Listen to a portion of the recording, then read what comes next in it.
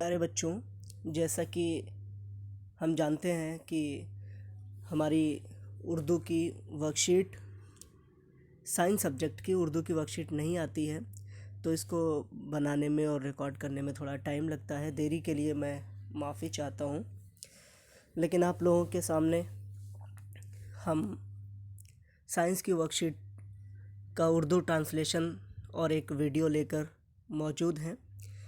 یہ work sheet number 59 ہے، 59 work sheet, جو کہ کل آئی تھی۔ اس میں ہم ایٹم کی بناوٹ کے بارے میں پڑھیں گے۔ اس کے علاوہ کیتھوڈ رے ایکسپیریمنٹ یعنی کیتھوڈ شعاع تجربہ، اس کے بارے میں جانیں گے۔ الیکٹران کی خصوصیات کے بارے میں جانیں گے، اور ایٹم کا تھامسن ماڈل اور اس کے حدود کے بارے میں جانیں گے۔ تو جیسا کہ آپ کی اسکرین پر آپ دیکھ پا رہے ہیں، سب سے پہلے ہم جانیں گے کہ ایٹم کی بناوٹ، ایٹم کیسے بنتا ہے۔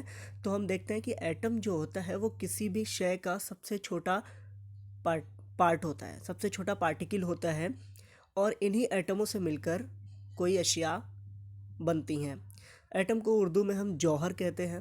یہ بہت چھوٹے ہوتے ہیں، اتنے چھوٹے ہوتے ہیں کہ اگر لاکھوں ایٹمز کو ملایا جائے تب جا کر جتنا پتلا آپ کا کاغذ ہوتا ہے، کاپی کا پنہ، تو شاید اس کی ایک تہہ بن پائے، بہت مشکل سے، یعنی بہت چھوٹے ہوتے ہیں۔ ہم ان کو ایسے آنکھوں سے دیکھ نہیں سکتے، اس کو دیکھنے کے لیے ہمیں مائکرواسکوپ کی ضرورت پڑ سکتی ہے۔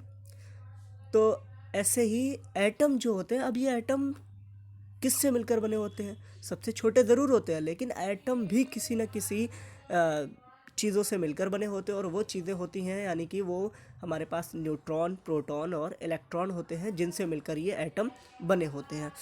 اب مختلف سائنسدانوں نے مختلف ماڈلوں کے ذریعے ایٹم میں الیکٹران، پروٹون اور نیوٹران کی ترتیب کی وضاحت کی ہے۔ تو ہم دیکھیں گے کہ آگے کیسے، کس نے کیا بتایا ہے الیکٹران اور پروٹون اور نیوٹران کے بارے میں۔ تو سب سے پہلے جے تھامسن کا نام ذہن میں آتا ہے کہ انہوں نے کیتھوڈ رے ایکسپیریمنٹ کیا تھا۔ انہوں نے الیکٹرانوں کی موجودگی کا پتہ لگایا تھا کہ کسی ایٹم میں الیکٹران ہوتے ہیں، اس کے لیے انہوں نے ایک ایکسپیریمنٹ کیا تھا۔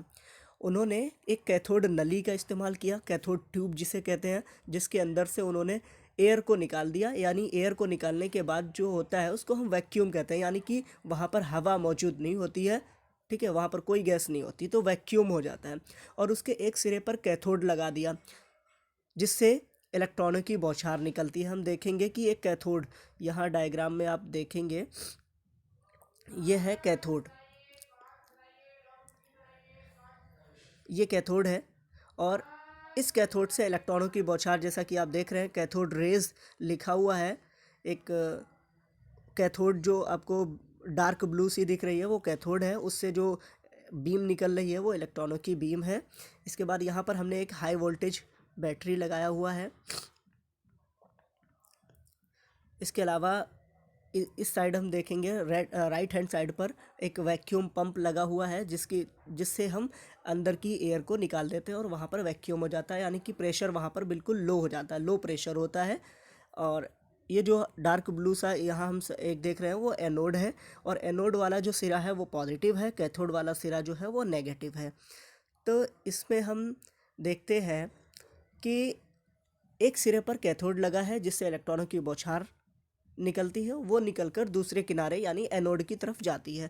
اب جو چیمبر میں بھری ہوئی ہوا ہے وہ ہائی وولٹیج ہوا، چیمبر میں جو ویکیوم ہے اس سے ہائی وولٹیج برقی رو کا گزر یعنی الیکٹرانوں کا گزر وہاں پر ہوتا ہے، اور جو منفی الیکٹران ہے، نیگیٹیو الیکٹران ہے، وہ مثبت الیکٹروڈ کی طرف چلے جاتے ہیں، یعنی پازیٹیو الیکٹروڈ کی طرف چلے جاتے ہیں۔ اس تجربے سے یہ نتیجہ نکلتا ہے کہ ایٹم ایک معمولی سا ذرہ نہیں ہے، اور اس میں اور بھی چھوٹے چھوٹے ذرات ملے ہوتے ہیں، جیسے الیکٹران۔ الیکٹران کی خصوصیات کے بارے میں ہم جانیں گے کہ الیکٹران کی خصوصیات کیا ہوتی ہیں۔ تو الیکٹران جو ہے وہ نیگیٹیو چارج والے ہوتے ہیں، یعنی الیکٹران پر نیگیٹیو چارج ہوتا ہے، منفی چارج ہوتا ہے، اور یہ بہت چھوٹے ہوتے ہیں۔ ان کی کمیت بے حد کم ہوتی ہے، اور اس پر -1 چارج ہوتا ہے، یعنی نیگیٹیو میں چارج ہوتا ہے۔ اور الیکٹران کی علامت دیکھیں تو الیکٹران کو ای لکھ کے، انگلش کا لیٹر ای اسمال और उसके ऊपर हम माइनस लगा देते हैं, तो यानी कि इलेक्ट्रॉन नेगेटिव होता है। अब एटम का थॉमसन मॉडल हम देखेंगे। ये आप तरबूज देख रहे होंगे, कटा हुआ तरबूज आपके सामने रखा है। जी हाँ, जोसेफ थॉमसन ने ऐसा ही एक मॉडल पेश किया था। उन्होंने कहा कि जैसा एक तरबूज होता है, उस तरबूज का जो आधा अगर हम काट दें तो लाल वाला जो पार्ट दिखेगा आपको, गूदा, जो लाल वाला पार्ट दिखेगा वो दिखेगा आपका, उसको हम कह सकते हैं कि वो पॉजिटिव चार्ज है, और उसमें जो बीज हैं वो नेगेटिव चार्ज है। यानी जो धसे हुए से दिख रहे हैं आपको वो नेगेटिवली चार्ज है, यानी कि वो इलेक्ट्रॉन है। तो हम कह सकते हैं कि उन्होंने जो मॉडल पेश किया उसके मुताबिक ये कटे हुए तरबूज की मानिंद होता है एटम, जिसमें लाल गूदे वाला हिस्सा मुस्बित चार्ज यानी पॉजिटिव चार्ज होता है, उसको पॉजिटिव चार्ज को जाहिर करता है, जबकि धसे हुए जो काले काले से बीज हैं वो इलेक्ट्रॉन हैं। अब जे थॉमसन के मुताबिक एक मुस्बित चार्ज शुदा गोला है। एटम क्या है? एक गोला है जिस पर कि पॉजिटिव चार्ज होता है और उसमें इलेक्ट्रॉन धसे रहते हैं। अब मुनफी चार्ज और मुस्बित चार्ज दोनों मिकदार में बराबर होते हैं, यानी जितने इलेक्ट्रॉन उतने ही प्रोटॉन। तो दोनों जब बराबर हैं तो किसी का भी असर नहीं होता है ना वो, इसलिए एटम जो होता है वो, एटम पर दोनों चार्ज मौजूद होते हैं लेकिन दोनों बराबर मौजूद होते हैं, इसलिए ना उस पर कोई भी चार्ज, ना पॉजिटिव ना नेगेटिव, दोनों है, इसलिए दोनों एक दूसरे के बराबर हैं, तो किसी भी चार्ज का कोई असर नहीं होता है। इसलिए एटम पर कोई चार्ज, हम कह सकते हैं कि एटम जो होता है वो न्यूट्रल होता है, ना पॉजिटिव होता है ना नेगेटिव होता है। अब इस मॉडल की हुदूद अगर हम देखें तो ये मॉडल जो है वो दूसरे साइंसदानों के तजुर्बे की वजाहत करने में नाकाम साबित हुआ। यानी कि ये जो मॉडल था वो दूसरे साइंसदानों ने जो अपने एक्सपेरिमेंट किए थे उनकी वजाहत नहीं कर सका।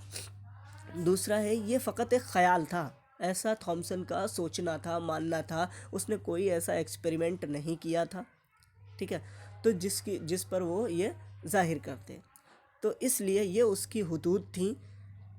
अब आज के कुछ सवालात हैं जो हमने आज पढ़ा है, उस पर हमारे सवाल हैं। सबसे पहला सवाल है, एटम पर कुल चार्ज कितना होता है?